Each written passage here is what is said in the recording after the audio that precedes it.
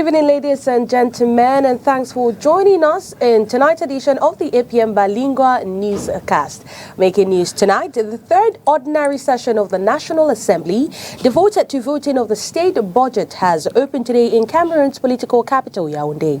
While parliamentarians are bewildered by Kabayege Djibril's silence on the scandals within his cabinet. Still on the National Assembly, at the end of the opening session, we talked to some senates, and they laid down some parliamentarians who tabled out their expectations. Olivier Bouzike will file in this story and more. Good evening, ladies and gentlemen. Thanks once more for trusting us and for tuning in to tonight's edition of the APM Bilingual Newscast. Leila Renganse opens this news in the French language. Good evening to you, Leila. Bonsoir à vous, la Donnette Ondessa. Mesdames, bonsoir. Monsieur, bonsoir et merci d'être avec nous. Il est 20h sur les antennes de Spectrum Télévision. C'est le journal. Le président de la Chambre basse du Parlement camerounais a ouvert ce vendredi les travaux de la 3e session ordinaire de l'année 2023 consacrée au vote du budget de l'État du Cameroun au titre de l'exercice 2024. Seulement, les parlementaires se disent surpris du fait que Kabayege Djibril, l'honorable, n'ait pas abordé la question des scandales dans son cabinet. Les députés sont en colère au lendemain de la publication de 2 documents controversés au sujet de la nomination d'un directeur au cabinet du président de l'Assemblée nationale. Encore une scène qui vient donner un coup de marteau au ternissement de l'image de l'Assemblée, parce qu'on signe un arrêté présidentiel et puis quelques temps après, on pompe un communiqué pour démentir l'autre et l'accuser de faux. Ben, si c'est le faux, ça voudrait dire que à l'Assemblée, il est désormais possible que la signature et le cachet du président de l'Assemblée soient piratés. Et avouer cela au sein d'une institution parlementaire, c'est porter véritablement un coup insupportable à l'image et à la crédibilité de toute la nation, de tout le pays. C'est le énième scandale qui s'écoule au Parlement venant du cabinet du PAN. Le président de la Chambre a une fois de plus ignoré le sujet dans son discours d'ouverture de la session. Comment s'imaginer que ce discours ne soit pas revenu sur la banqueroute financière dont les médias se sont fait l'écho pendant l'intercession? Comment ça se fait qu'il ait été amnésique sur la situation des enseignants au Cameroun, OTS? Eux, ici, ils n'ont pas été au courant. Ça prouve que c'est un discours qui a été rédigé précipitamment et à la va-vite, qu'on a dû faire comme ça dans le désordre parce que l'imbroglio règne, mais qui passe complètement à côté des véritables problèmes des Camerounais. En revanche, l'honorable Kabayege Djibril a condamné le massacre de Manfé, la catastrophe de Mbankolo, prescrit la poursuite de la mise en œuvre de la décentralisation. Il encourage la lutte effrénée contre la vie chère, entre autres sujets qui, selon le PAN, représentent la préoccupation majeure pour la Chambre. Je voudrais, du haut de cette tribune, condamner avec fermeté les discours de haine et appeler de tous mes voeux l'esprit de vivre ensemble. Il faut noter que cette session de novembre est consacrée au vote et à l'adoption du budget de l'État pour l'exercice prochain. Malgré les dispositions du règlement, aucun parlementaire n'a pour l'heure reçu copie de la loi des finances. Nomination d'un nouveau directeur de cabinet du président de l'Assemblée nationale, Kabayege Djibril. Vous le savez, hier sur le poste national, des nominations ont été lues. Plus tard, l'honorable Kabayege Djibril est revenu affirmant qu'elle n'était pas de lui. Je vous propose d'écouter l'honorable Cabral Libi à ce sujet. C'est un gros sentiment de déception parce que au-delà de tout ce que le président de l'Assemblée nationale a raconté, il y a des sujets sur lesquels il était attendu. Le premier, c'est la banqueroute de l'Assemblée nationale, la faillite financière de l'Assemblée nationale, dont les médias sociaux et même les médias traditionnels se sont fait l'écho pendant l'intercession. L'autre chose, c'est la dégradation de l'institution parlementaire qui a été orchestrée ces 24-48 heures par son propre cabinet. Il se devait quand même sur ces 2 sujets de se montrer rassurant et minimalement respectueux à l'égard de ses collègues que nous sommes. Cela est le fruit d'une mauvaise application du règlement intérieur. Et c'est le lieu de le rappeler encore, parce qu'en début de mandat, nous nous sommes donné le devoir de lui faire une note là-dessus. Lorsque vous lisez le règlement intérieur de l'Assemblée nationale du Cameroun, l'esprit de ce texte veut que l'Assemblée nationale soit administrée dans une collégialité. C'est pour cela que chaque fois que vous verrez même une décision, vous verrez toujours le bureau de l'Assemblée nationale décide. En fait, le président de l'Assemblée nationale n'a d'attribution exclusive qu'en matière de conduite des travaux en plénière et en matière de police administrative. Pour toutes les autres questions, c'est la collégialité. C'est ce que le règlement intérieur dit. Mais cela a été bafoué. Il y a une personnification de la gestion de l'Assemblée nationale qui a donc fait pousser des ailes à tout ce parterre de cousins, cousines, neveux, et je ne voudrais pas être désobligeant de tout ce qui l'entoure, et qui ont donc foutu l'institution parlementaire, mais complètement à l'air. Et c'est là-dessus que nous, on l'attendait.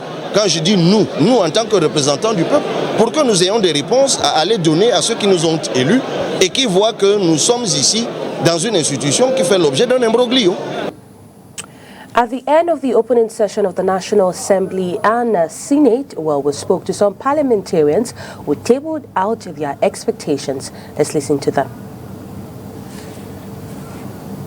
No, I'm very happy at the President's remarks, but more on the other side, sad in the sense that we're all saddened by the occurrences, the terrible events in Manfe, waste, loss of life, needless loss of life and recklessness by the separatists who obviously have shown that they really don't care for human life. And we also are mourning our colleague, Chivanja, who just passed on. But more importantly now, we are looking forward to the budgetary session, and we're praying that the Almighty God will give us the wisdom to deliberate, to come out with laws which are the best for the nation. And we know the economy affects all of us, so we're hoping that 2024 will be a better year than 2023. I was just saying I am flabbergasted by the fact that the President of the National Assembly didn't mention this scandal in his opening remarks. I am left aback by the fact that last year at this time the government was on its knees and promised us that never will it happen again, that the finance bill is not tabled on time. Cameroonians need to know that the law states that this finance bill should be tabled 15 days before the opening of the November session. And why did we do this back in 2013 and 18? It's because we understood that lawmakers have to go through that document, share that document with their populations before coming to Yaoundé to discuss on it. And this again hasn't been the case. So it is just playing around with 6,500 billion, which is hard-earned money by Cameroonians. And I think this has to stop. We are looking forward to see a lot of changes, major changes. Like the PAN said, we want to see that import substitution is taken into consideration. And we want to believe that if we want the economy of Cameroon to grow, we should be able to produce what we consume. So these are some of the aspects that we'll be looking deeply inside the finance bill for 2024. We want to make sure that we can be able to produce rice in big quantities in Cameroon. But coming to your question regarding the barbaric acts that took place in Manfe, I condemn them with all energy. You know, I've been against this movement from day one because I knew where they were going to. I knew that people could not just get up in a day and want to take over a country and rule over a country. You see what is happening today. I mean, it's a pity, but we will continue working to make sure that all this gets to an end and we'll live in one and indivisible Cameroon. 2015-2020 sur les finances locales camerounaises a été examiné et adopté ce jour à Yaoundé. C'était au cours de la 3e session de l'année 2023 du Comité national des finances locales. Quand on sait que ce rapport doit être présenté chaque année au ministère de la décentralisation et du développement local, on accuse le système de production d'informations. C'est un arrêt qui devrait être annuel selon le décret qui institue le Comité national des finances locales, le CONAFIL. L'élaboration d'un rapport sur les finances locales aide à évaluer l'état de la décentralisation et le fonctionnement des services locaux. Il s'agit de donner de l'information à l'administration qui est en charge des collectivités, au Conseil national de la décentralisation, aux collectivités elles-mêmes, et aux administrations qui sont des partenaires et naturellement à nos partenaires techniques et financiers. C'est aussi un outil de choix dans l'orientation des décisions et l'accompagnement des collectivités territoriales décentralisées vers une gouvernance financière de qualité. L'exercice est particulier également en ce que c'est la première fois que nous le faisons. C'est-à-dire que c'est un document qui couvre une large période, celle qui va de 2015 à 2020. Et nous avons donc dû mobiliser un nombre important de sources d'informations, procéder à un tri et à une sélection de cette information, à une analyse pour que soit rendue disponible l'information que j'ai évoquée au début de notre entretien. L'examen et la validation du rapport sur les finances locales pour la période 2015-2020 a lieu ce 9 novembre 2023 à Yaoundé lors de la 3e session de la CONAFIL de 2023. Les lacunes du système de production d'informations sont alors avancées pour justifier le non-respect du timing prescrit par le test qui organise le CONAFIL.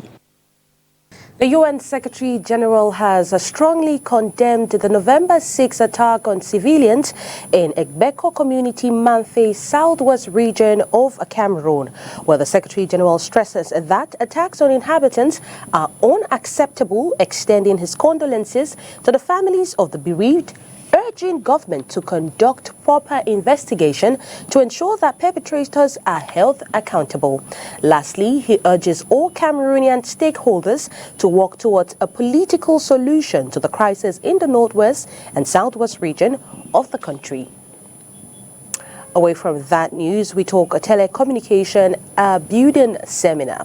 Well, a group of Pan-African and telecommunication networkers have today in Cameroon's economic capital trained information technology experts on helping rural and urban areas to have access to the internet and network.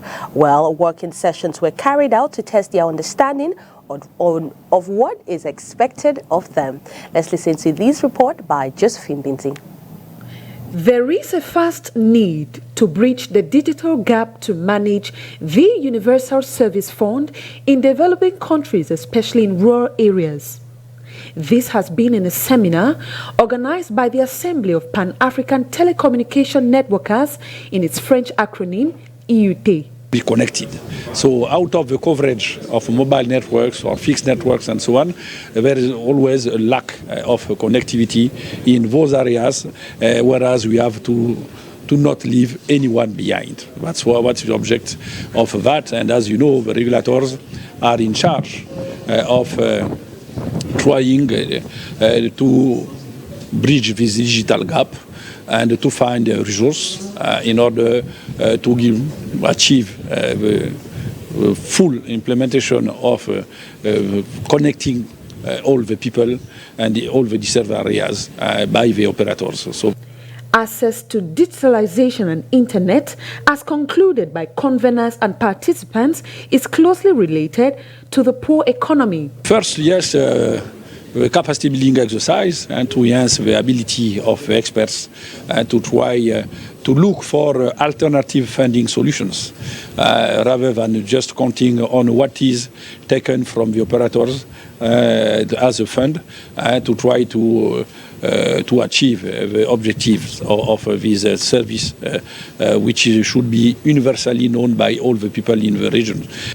They have therefore been charged with the responsibility to strike a balance between weak relays and high network relay zones to meet up with the needs of the population. Diplomatie et économique, le consul général du Cameroun visite le port islamique de Djeddah. Le mardi 31 octobre 2023, le ministre plénipotentiaire Thierry Oumarou, consul général du Cameroun à Djeddah, en Arabie Saoudite, a eu une séance de travail avec M. Ali Salem Al-Mehawi, président directeur général du port islamique de Djeddah.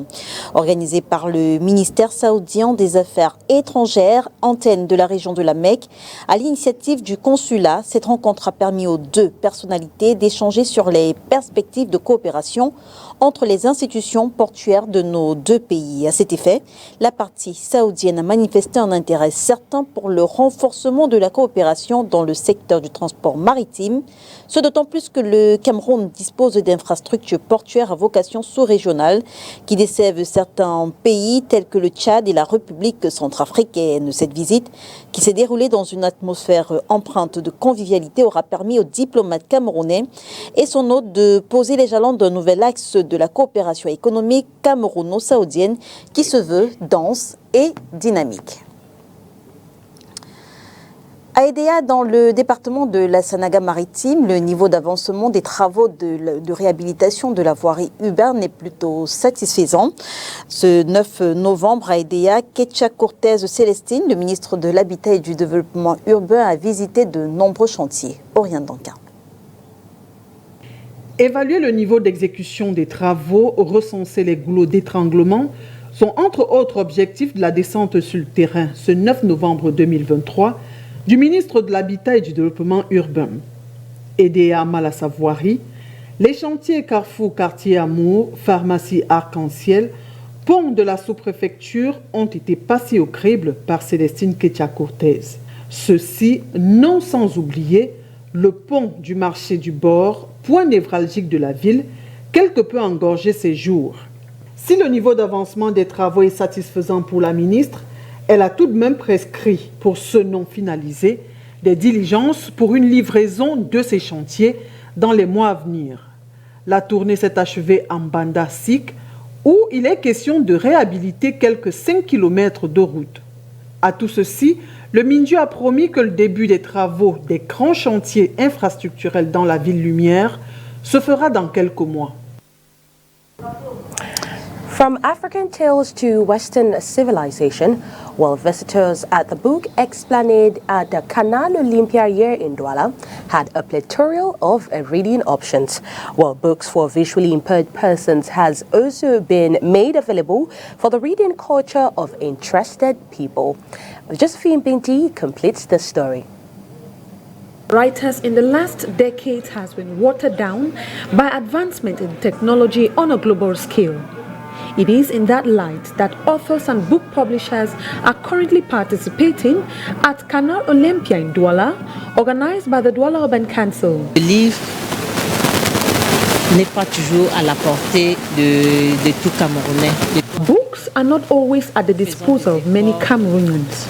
So our library is putting a lot of effort for Cameroonians to be able to read.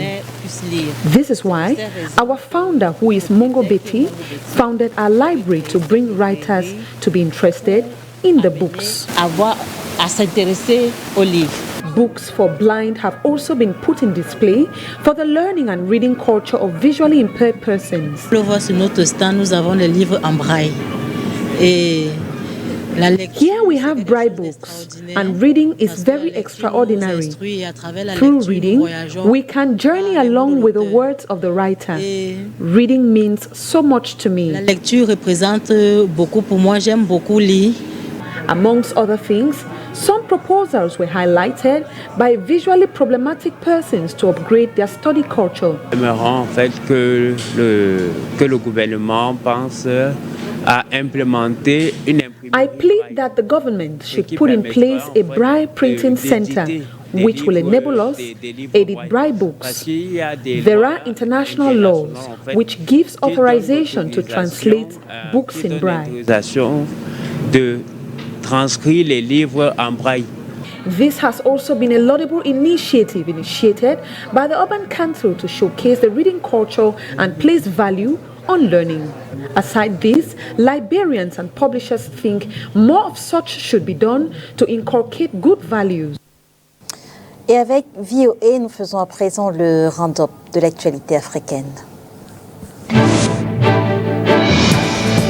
Au Soudan, des corps de personnes en uniforme militaire jonchent les rues d'Omdurman, en périphérie de la capitale, rapportent des témoins au 7e mois de la guerre entre l'armée et les paramilitaires. Les affrontements se poursuivent à Khartoum alors que l'ONU s'alarme d'une intensification des combats dans la région du Darfour. À Madagascar, la présidente de l'Assemblée nationale, Christine Razana Mahasoa, réclame la suspension de la présidentielle à une semaine du premier tour du scrutin dans un contexte tendu de manifestations régulières de l'opposition depuis plus d'un mois. Le camp du chef de l'État sortant a immédiatement rejeté la demande qu'elle juge farfelue. Au Burundi, une peine de prison à perpétuité a été requise contre l'ancien Premier ministre Alain-Guillaume Bunyoni, accusé d'avoir voulu renverser le régime constitutionnel. Le général Bunyoni, qui a comparu hier devant la Cour suprême du pays en compagnie de 6 co-accusés, a plaidé non coupable.